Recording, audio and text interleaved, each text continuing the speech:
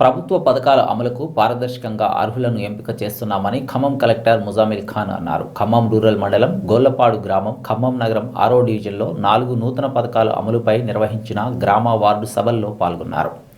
ప్రభుత్వం నూతనంగా అమలు చేస్తున్న 4 పథకాల అర్హుల ప్రాథమిక జాబితాను పరిశీలించి చేర్పులు మార్పులు ఏవైనా ఉంటే చర్చ పెట్టుకోవాలన్నారు. ఇందిరమ్మ ఆత్మీయ భరోసా, ఇందిరమ్మ ఇండ్లు, రైతు భరోసా, నూతన రేషన్ కార్డులు, మార్గదర్శకాలను గ్రామ వాట్సాప్ గ్రూపులు, న్యూస్ అధికారుల ద్వారా తెలియజేశామని తెలిపారు. 4 నూతన కార్యక్రమాలకు సంబంధించి క్షేత్రస్థాయి పరిశీలన చేసి లబ్ధిదారుల యొక్క ప్రాథమిక జాబితా గ్రామ సభలో పెడతామన్నారు. ఎక్కడ ఎటువంటి దాపరికాలు లేకుండా పూర్తి పారదర్శకంగా ప్రజలకు తెలిసేలా పథకాల అమలు ఉంటుందని, జాబితాలో అనర్హులు ఎవరైనా ఉంటే వివరాలు అందించాలని మళ్లీ విచారణ చేస్తామని తెలిపారు.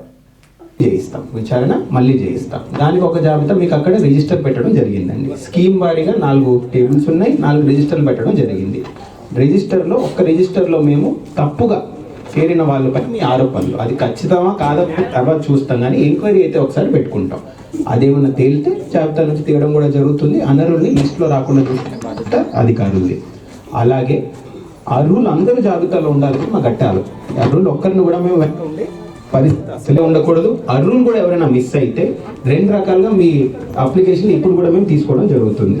మొట్టమొదటిగా ప్రతి ఎంపీడీఓ కార్యాలయంలో, ప్రతి తహసీల్దార్ కార్యాలయంలో మన జిల్లాలో ప్రజాపాలన కేంద్రాలని ముందు కూడా మనం దరఖాస్తులు ఇచ్చాం, మీకు గుర్తే ఉంటుంది ఇంకా విడుదల చేసినప్పుడు.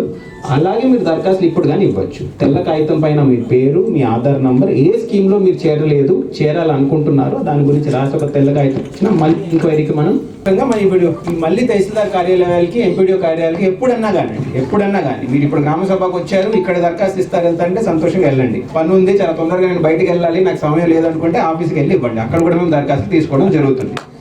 గ్రామ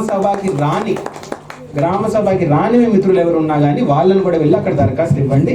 ఖచ్చితంగా విచారణ చేసి అర్హులందరూ జాబితాలో చేరేలాగా చూసుకునే బాధ్యత మాది. రెండోది, ఇప్పుడు అక్కడ పెట్టిన లిస్టులో కూడా మీరు ఒకసారి లిస్టు చూసుకున్న తర్వాత అక్కడ అంగన్వాడీ టీచర్ మీకు పరిచయం ఉన్న వాళ్ళని అక్కడ పెట్టడం జరిగింది. వాళ్ళకు కూడా మీరు లిస్టులు ఇవ్వండి, వాళ్ళు రిజిస్టర్లో రాసుకొని మీరు దరఖాస్తు తీసుకెళ్తారు. ఈ లిస్టులు చదవడంలో కష్టం వచ్చిన వాళ్ళు కూడా ఇప్పుడు హెల్పర్ని పెడతామండి. కళ్ళు ఏమైనా మనకి ఇష్యూలు అయి ఉంటే ఇలా చదవడం రాకపోతే నా పేరు ఉందా లేదా మీరు ప్రశ్న అడుగుతారంటే అక్కడ ఒక అధికారిని పెట్టడం జరుగుతుంది. అడగండి, వాళ్ళ లిస్టులో చూసుకొని చెప్తారు. లేదంటే అపోహలకి పాల్పడకండి, నమ్మండి.